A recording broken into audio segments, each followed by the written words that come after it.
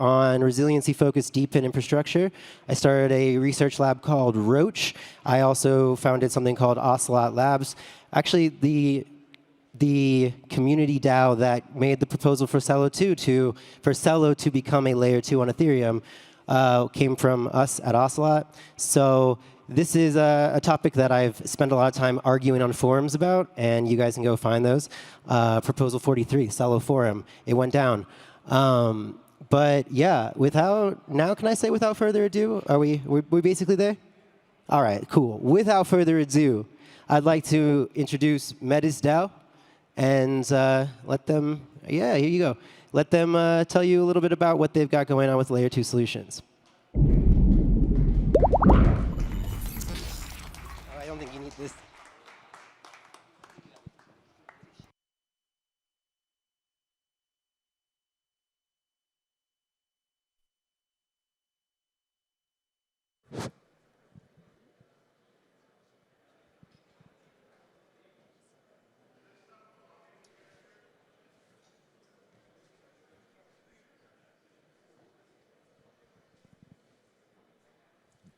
Well, while we're getting ready with the setup, maybe I will get us going, so we keep on schedule. Hello, everybody. Have you ever wondered why we have GM, GN abbreviations, but we never say GA? So good morning, good night. My theory on that is that it's all been created by the people who love their siestas. So they sleep through the afternoon, and they never have to say it. But I'm here on stage in the afternoon. I'm awake, and I hope you are awake as well. And therefore, GA, everybody. My name is Natalia Ameline, and I am a decentralization coordinator with Metis Foundation. So I was listening to a lot of speeches this morning, and what I noticed is that all of them had the same theme, or touched on the same theme, which was the importance of decentralization. And I'm super excited that the theme is catching on, and I'm going to double down on that. As I mentioned, I'm decentralization coordinator, so you may be wondering what the hell is that? In fact, everyone in Metis Foundation has the same title, and that is just emphasizes how much importance was placed on it. And the main role of decentralization coordinator is to coordinate implementation of strategic vision of the Metis Foundation towards the fully decentralized ecosystem. Most of us, when we think about decentralization, we immediately think about the network and importance the decentralization creates for the network in terms of preventing the security issues and preserving network from the single points of failure. But though this is very important, and today, I don't know, you maybe heard the speech of Elena earlier today, and she talked about the threat that all L2s share today in the form of single sequencer, which is basically makes all L2s extremely centralized. Later on, we are going to address that, and you're going to learn more about it. But I would like to focus today on the other side of decentralization, the human side. And this is also very difficult nut to crack. So thinking about the decentralized ecosystem, we frequently think about the governance and how to govern your ecosystem in a way that it can be truly decentralized. And this is one of the major roles and major projects that we have under the umbrella of Metis Foundation. Designing this governance system which will help our ecosystem to thrive in decentralized way in many years in the future when I'm not here, these guys from Metis are not here, and it's just all left for the community. And when we think about this, we think about what we see today in a governance in the different ecosystems that creates this risk of centralization. Number one thing we see is voter apathy. You probably all heard about it. In fact, there was a research done recently which showed that across DAOs, in terms of the governance, only 20% of token holders participate in the decision-making process through the voting. 20%, think about it. For comparison, in the last US election, participation rate was 52%, which is not a very high number if you think about it. But in comparison to that, 20% really makes us not very democratic. Secondly, you think about the participation of small guys versus whales. Again, another point of the reference point from the research. Today, 90% of voting power is concentrated in less than 1% of hands, which basically makes us the worst authoritarian regime ever. Because basically, nobody votes, and it's all controlled by less than 1%. Very scary thought. And these are the things that we have in mind when we are designing our governance in the ecosystem. We are placing a lot of focus on creating the incentivization mechanism for community members to contribute, stay engaged, get engaged, and we are doing it through the creative revenue sharing models that we will be setting up. In addition, in order to create more equitable governance, where everyone, including small guys, can make their voice heard, we are creating the two-layer governance, which actually helps us fight the typical problems that are exhibited in an ecosystem where we only have a single token-based vote. In a dual system, we have one half, which we call commons, and there anyone can create a proposal, create a group based on their interest, for example, or join the group that somebody created for the interest, and thus pull together the voting power and become a stronger voice and amplify their vote in the community, which helps to upset the louder voice of the whales. Also, we have a second part, which is the EcoNodes. They are also second layer of this governance.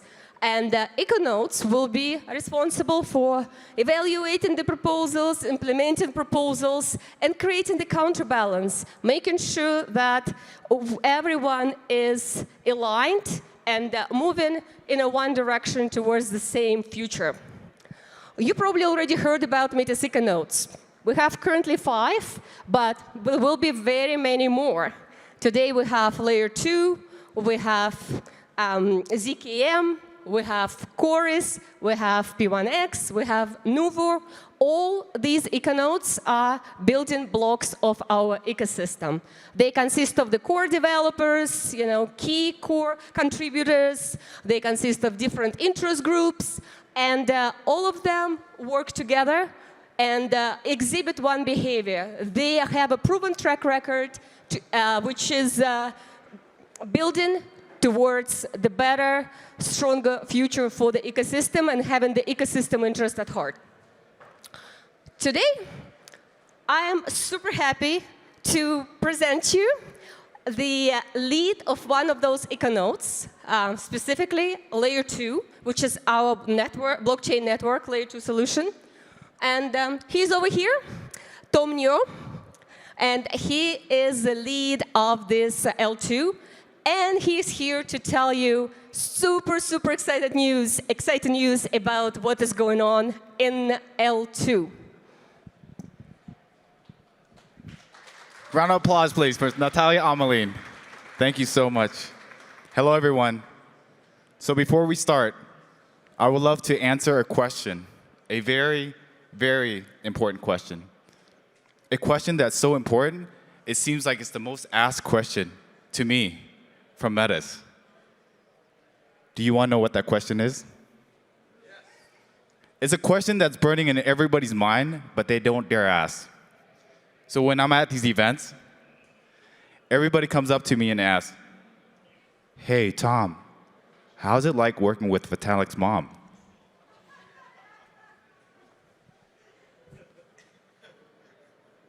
Well, the truth is, she's probably one of the most professional, committed, extremely bright, down-to-earth person I know in this industry. So round of applause for Natalia and Ameline.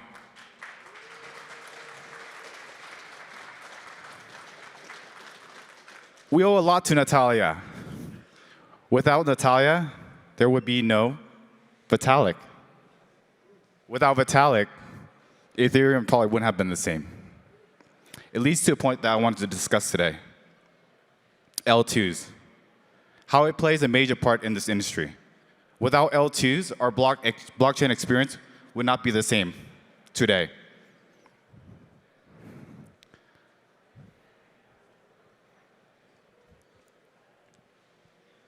%99 of the L2s currently in the ecosystem today are still operating under a centralized sequencer. Think about that, 99.9%.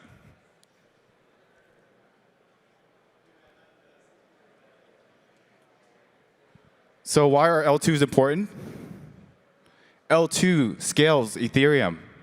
L2 reduces gas fees. L2 enhances what Ethereum is supposed to be. L2s also open up amazing new use cases for gaming, training, SocialFi. The thing about this industry is when we have innovation, it takes a while for the rest of the industry to catch up. But now, today, it's more prime than ever. We're more prime with amazing protocols, dApps, middleware, infrastructure, that can support what Ethereum's L2 are meant to be.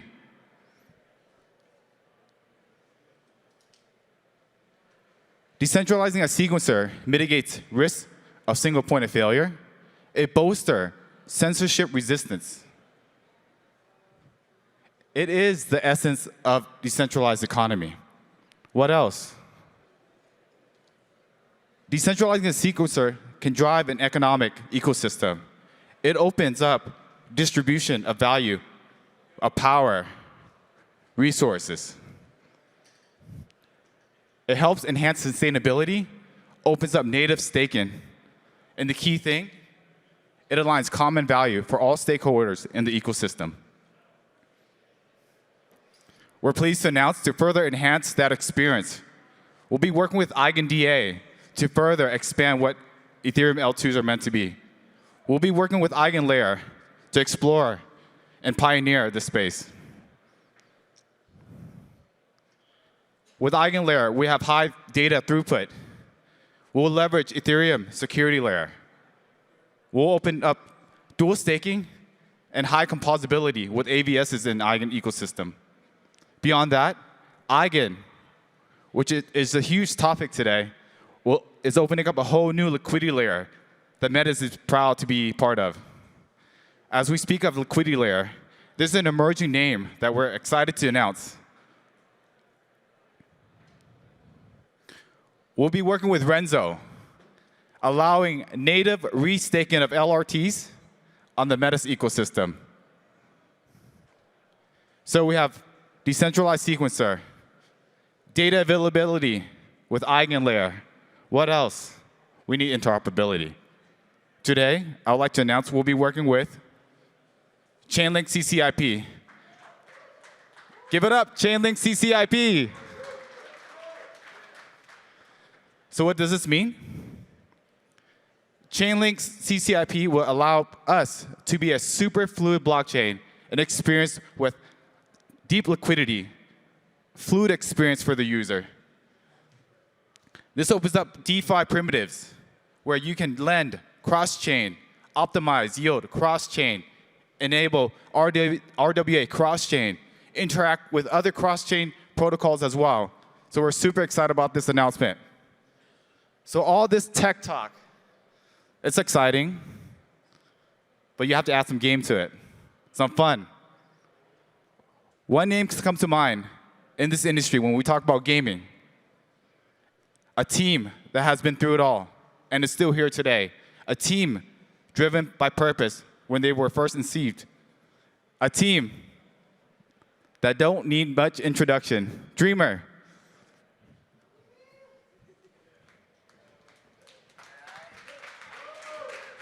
Ooh, 2 mic. Hello, everybody. You might be asking yourself, what in the world is Dreamer from DeFi Kingdoms doing on stage with Tom and Metis? Well, I'm going to answer that. About an hour ago, there was a tweet that went out. That tweet was of DeFi Kingdom heroes through the Metis account, and people were scratching their head. Wait, what's going on here? What are they hinting to? I responded to that tweet, said, I'm going to come on stage and set things straight. Well, before we do that, from the start of DeFi Kingdoms, there's been one question. A question that comes up every single AMA, it seems like. It starts with the word when, and it ends with the word PvP. When PvP? Well, today, the reason why I'm here, the reason why I'm excited to talk about Metis is we have an answer. We have a deal and we have a partnership that is going to bring to DeFi Kingdoms and all the players today and the future players to come, player versus player, active gameplay. Give it up. All right, so Metis has some pretty cool IP. Greek mythology. Metis is the Greek goddess of wisdom. Now, where do people historically fight and compete for glory? What place comes to mind? The Colosseum. We are going to be launching and building this year, partnering with Metis, the DFK Coliseum, where we will travel from all of the realms existing on Avalanche and Clayton currently to put the heroes' grit to the test, to compete, to bring sponsors, to bring esports, to bring streaming, and overall competition, glory, and new rewards. We are so excited about this. We will share more in the future, but I just want to say thank you to Tom. Thank you to Metis. Thank you for all of the foundation and everybody, all of our new friends that we're going to make. When we show up to events, when we show up to chains, we make a big splash, and we really keep splashing no matter what the market's doing, and that's what we intend to do here. So if you could join me in a big PvP to come, bullish! Thank you, Dreamer. So, how is it? Oh, sorry.